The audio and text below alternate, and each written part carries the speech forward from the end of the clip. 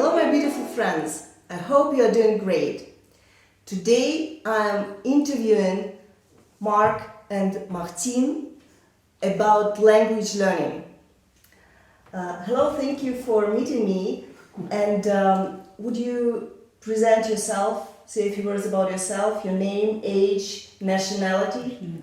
Okay, of course, yes, my name is Mark and I'm 65, I'm French, and with my wife we are living in Foix in France since 24 years, and we are both we were born in Alsace, in Strasbourg, yes, an area in the northeast of France, and we are very interested into learning foreign languages, as you will see. Okay, good. It's the same for me. My name is Martin. I'm Mark's wife, and I'm 65 also, and I'm teaching French to English-speaking people every day. I have courses, and it's very interesting. It's a very nice job. It's a nice activity, I would say.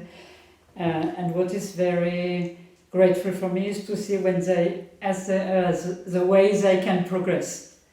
I think that is important to say what your professions are. So you are a teacher of French, and you? I am retired. It's a very good profession, so I have a lot of time. But before, yes, I was a civil engineer, and I work in different places in Paris, in Strasbourg, and here in Foix, and also in Carcassonne in Saint-Pierre-et-Miquelon, a small island close to Newfoundland in Canada. Okay. And I was working, during my work I was interested into building airports and roads, streets and harbors and a lot of other things. That must be very interesting. Mm. So, what languages do you speak? I try to speak French, of course, yes, and as I told before, I was born in Strasbourg, so I speak German. And also English, a little English, and Spanish. Okay, what about you, Martin? And I'm trying to learn Russian. Russian, yeah, Russian. What about you? I began with learning English, it was my first foreign language, and then German, because I speak also German dialect in the region of Alsace, so it was a very good base for English and of course for German, and Spanish I did it afterwards. And I like a bit Italian, I can understand it, but not, I would mix with Spanish because it's very similar.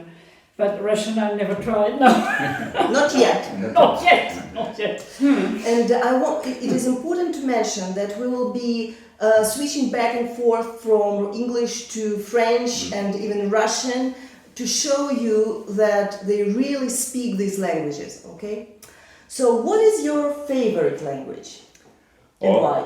My favorite language is, I think, Spanish, because Spanish, when I hear people speaking Spanish, it feels to me a little, very, very melodious. And also it remembers me foreign travels we did several years ago of course in Spain, but also in South America, in Chile. And it's a good pleasure for me to memorize those travels. And we probably need to mention that we live not far from Spain. Mm-hmm. How long does it take to get to Spain from here? About 1 hour. 1 hour, more or less. Yeah. What about you, Martin? I like speaking English because I think it's a very simple language. Spanish also and German also I like. I have to train a bit because when you don't speak you forget very easily. But I really enjoy speaking English. Speaking about Russian, now I will ask several questions in Russian and about Russian. Okay, why did you and when did you choose to learn Russian? When it was 2 years ago. 2 years. 2 years ago, yes. Because I retired since no, it's 3 years ago. I am retired, And I thought it was. I think it was. I thought it was important to maintain my memory, my brain. Yes, by learning new language. I wanted to say that I am impressed with the progress Mark made because for 3 years it's impressive. Hear it out, and if you don't speak Russian, I'm sorry. You'll have an English version down here. He'll try to answer a question in Russian. Почему тебе нравится изучать иностранные языки? Почему?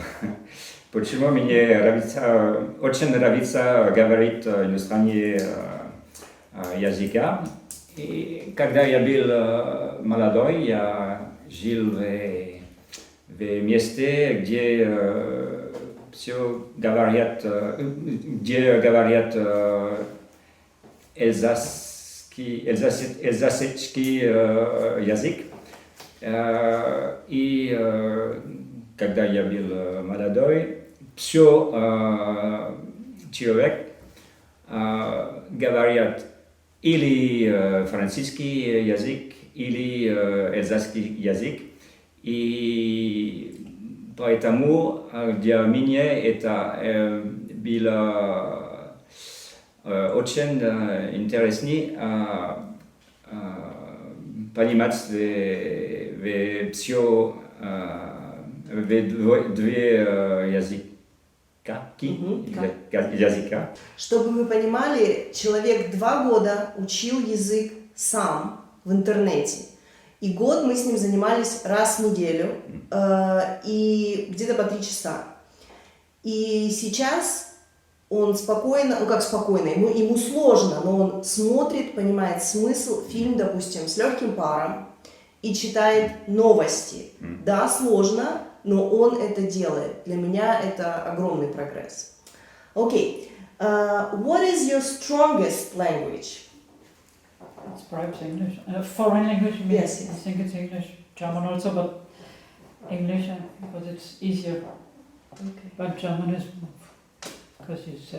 Do you practice these languages in life? I mean, do you speak them with other German-speaking people or? Today I have been speaking German just before you came with a German lady. Okay, so. But I'm used to speak English more often because I know many English friends here and Ireland friends and German also. But I speak more English than German. So it I think is my strongest language. Okay, and I think that is great because we have many different nationalities here. British, we have many British people here. German, Dutch. Also many, yeah. Martine, où tu trouves la motivation? La motivation pour apprendre à d'autres. C'est un défi, un peu un challenge que je me lance aussi à moi-même. J'aime beaucoup transmettre, faire progresser l'autre dans la vie quotidienne, donc par des petites choses. Et c'est gratifiant, oui, c'est une grande reconnaissance pour moi parce que je vois, comme j'avais dit, qu'ils progressent assez rapidement et ils ont confiance en moi, il n'y a pas de jugement, je ne me considère pas comme au-dessus d'eux et ça met les gens à l'aise, ils ont moins peur de parler et après les gens sont tous différents. Mais pour moi, c'est un grand plaisir de le faire et je trouve vraiment ma motivation dans le plaisir du partage, de l'échange, voilà. L'autre motivation, c'est peut-être même la principale, c'est un plaisir d'apprendre le russe. Enfin, je pense que c'est pas forcément que le russe, mais c'est un plaisir d'apprendre pour moi une langue étrangère. Tous les matins, c'est comme une routine, quoi. Je me mets à faire un peu de russe pendant une demi-heure, 3/4 d'heure. Mais qu'est-ce que tu fais exactement? Après, justement, il y a des applications qui sont bien faites, donc déjà je les regarde. Et puis avec les textes que tu me donnes ou les films que tu me donnes, j'essaie de voir quels sont les mots que je connais pas, d'apprendre des nouveaux termes. Et puis après, avec une des applications, de les réviser assez régulièrement. La prononciation aussi. Puis après, il y a d'autres applications, j'ai oublié le nom, bilingual, je crois, qui qui permettent avec un nom ou un verbe russe d'avoir les déclinaisons. Oui, Et puis pour le verbe, la conjugaison du verbe à tous les temps. Do you necessarily need to go to a foreign country to learn a language? For me, it's not totally necessary. Of course, for instance, when you are young, when you are going to school and you learn a foreign language, you stay in France and you begin to practice and to speak a little foreign language. But after, if you want to ameliorate yourself and to do a lot of progress and quickly, it's in this case it's very important for me to go abroad, because when you are abroad, you make like an immersion in a foreign country, in a place where you speak a foreign language is spoken, and especially if there are not other people speaking your own language near. A good piece of advice: when you think of a word, when you think of a phrase, try to find an equivalent in the language you are learning. You haven't been to Russia yet. No, I haven't been to Russia yet. No. So, but your level is not bad for a beginner. For a beginner. Oh, no, perhaps for a beginner, but it's not sufficient. For me, it's not sufficient to. I want to speak more fluently Russian. Of course, you're a perfectionist. What about you, Martin? About the same question? Well, I think it's a very good thing to go abroad, to go into the country when you learn the language of another country, because you are really in immersion, as he said, and you are really obliged, you have to speak, so you have to cope with all situations, and every day you make effort, and so you really improve. I think it's a good thing, but not really at the very beginning, but when you know enough, when you have enough good level, it's good to go into the country. Is it true, the more languages we speak, the more languages we learn, the easier it is to learn a new one? Yes, I agree. I partly agree. I think it's easier to learn a new language when you know two languages, your mother language and another language. As for us, for instance, German and French. I think it can depend of the people you meet, because Mark saw you, and I think you had a very good relation and a good contact, and so he said, I could perhaps learn Russian with this lady, and some people don't fancy to learn with some people because they are not attractive people. This is perhaps also it must be a pleasure. Can be a reason. It must be a pleasure, I said. I'm very... The process. The process or the teacher. I said I was very pleased to come every week in your school. So it must be a pleasure. So the role of a teacher is important. It's very important, I think. Yeah. So you have to put people at ease and not being too. What is? I just wanted to ask about that. What makes a good language teacher? Je suis pas vraiment préparée là. Mais c'est pas grave, on va changer les questions. T'inquiète. Mais si, c'est peut-être les gens à l'aise. Oui, mais je venais de le dire, mais que les gens à l'aise, c'est pas juger. Quels sont les avantages de parler plusieurs langues? Les voyages déjà, ça donne plus envie de sortir de chez soi quand on sait que sortir de ses frontières, déjà l'anglais, voyager sans connaître l'anglais. On a eu cette discussion avec notre amie chilienne il y a quelques mois qui était là et qui ne voulait pas trop s'y mettre. Je dis oui, mais t'es arrivé à Amsterdam, tu voulais parler espagnol à l'aéroport. Eh ben non, il faut connaître l'anglais. C'est la langue universelle, quoi. Après, les autres langues aussi, le français est utile aussi, mais bon, je mettrai l'anglais au-dessus de tout. C'est vraiment la langue aussi, déjà pour l'informatique, qu'il faut actuellement que les jeunes tous doivent connaître. Après, les générations d'avant ne pensaient pas comme nous, quoi. Et l'espagnol, L'espagnol aussi, en Amérique du Sud, peu de personnes parlent l'anglais, quoi. Donc si tu parles pas Oui. l'espagnol, Oui, là-bas aussi, tu as t'es embêté. Alors ça s'arrange un peu maintenant parce que les jeunes ils s'y mettent aussi. Mais tu vois, notre Oui. amie chilienne qui est pas âgée quand même, elle Elle parle avait pas du tout commencé l'anglais. l'anglais, mais elle ne voulait pas, elle était un peu arrêtée. Je pense que c'était un peu des problèmes politiques aussi. Par Donc rapport au l'espagnol Chili. c'est très très utile aussi, quoi. Oui, l'espagnol aussi. C'est une langue universelle, mais quand même moins importante quand on voyage que l'anglais, quoi. Après, on ne peut pas toutes les connaître. Comment combattre la gêne de parler? Parce que c'est vrai que on tous, on veut parler. On apprend Ouais. la langue, Ouais. dans la plupart des cas, pour parler. Et si tu as peur,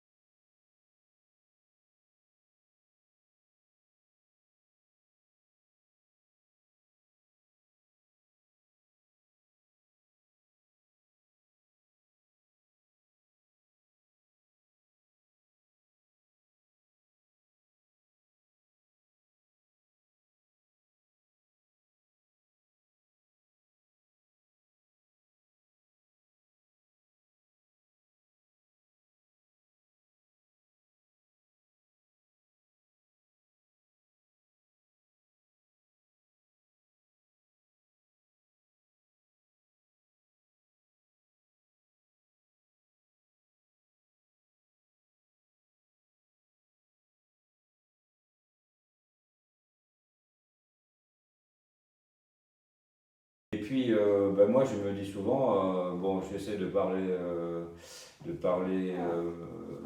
une langue étrangère à une personne qui certainement très souvent parle moins bien le français que moi je ne parle cette langue étrangère. Donc voilà, j'ai pas besoin d'avoir de complexe envers elle, elle est pas plus en meilleure situation que moi pour parler la langue étrangère. voilà, comment tu peux pratiquer parler en voyage? Bah déjà, il y a des fois où si tu pratiques pas, tu fais rien, quoi. Hein. Si tu veux chercher l'exemple d'avant une boulangerie, puis que et qu'il y a personne qui peut te dire où elle est cette boulangerie, si tu n'utilises pas la langue du pays pour demander, oui, s'il n'y a personne qui peut parler le français, si tu n'utilises pas la langue pour demander, bah, tu manges pas de pain, quoi. Hein. C'est tout simple. Donc il y a des fois, tu es vraiment forcé. Et puis, encore une fois, tu peux faire aussi des phrases simples, quoi, hein, ne pas se mettre la barre trop haute en vouloir utiliser des règles de grammaire hyper compliquées ou des mots très... il y a toujours moyen de faire très simple, quoi, hein, de faire très simple. And the last question, what piece of advice would you give to a new language learner? What's a question for a teacher, I think? Yes.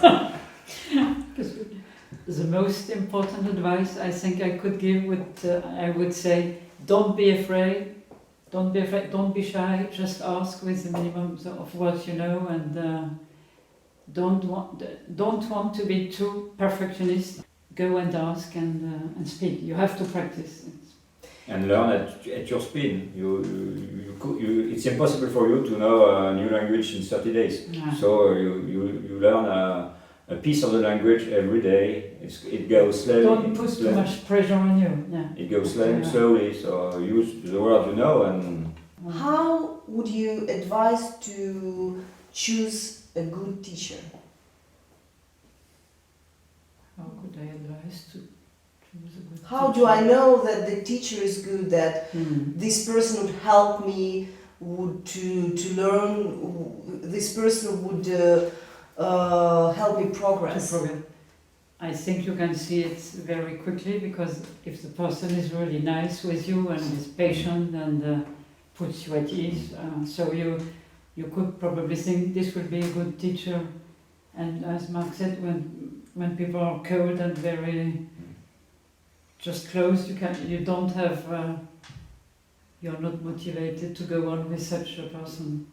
How to progress in spite of the fact that there are periods when we lose motivation. Yeah. I think that is the beauty of language learning, especially today. You have so many opportunities, you have so many resources.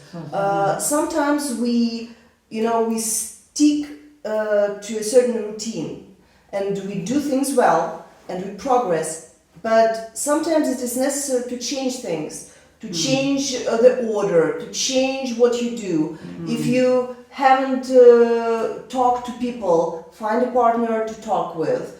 If you haven't traveled, try to travel, try reading books, podcasts, movies, so many opportunities these days.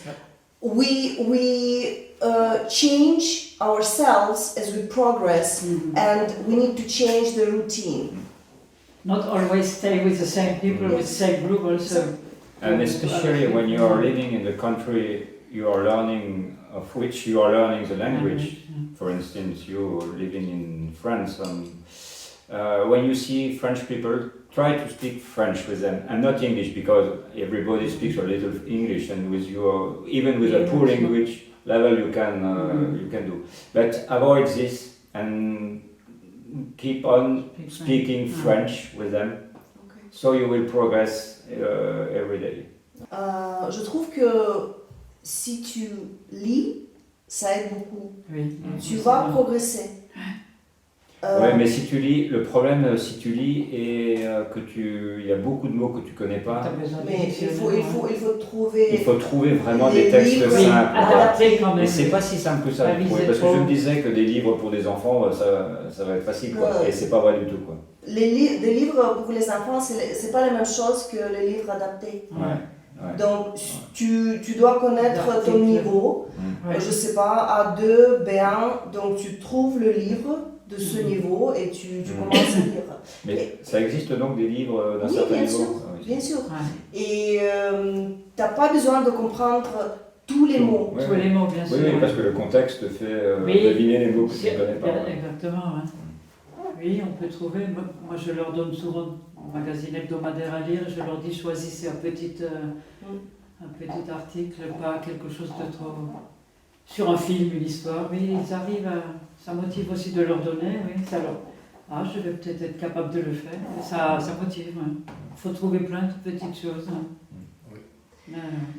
Thank you for this nice conversation. Thank you. And you're welcome. And I hope you will take some pieces of advice from this conversation and will continue progressing in your language learning. Take care of yourself. See you in the next video. Bye. Bye. Bye. Tschüss.